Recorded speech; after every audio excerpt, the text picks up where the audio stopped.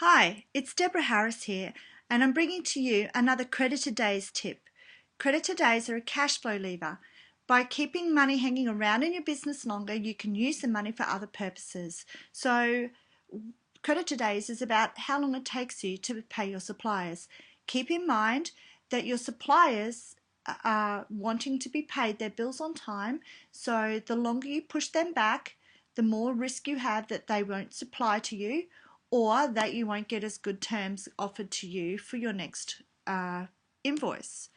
So here's my tip for the day. Contact your suppliers and negotiate the best payment terms possible. Now, this is always better coming from a position of strength. So if you are a big contract for your supplier, they're much more likely to want to do favourable terms for you. But also, if you're well paid up, so if you've always paid on time, then you're in a much stronger position to negotiate the best payment terms possible.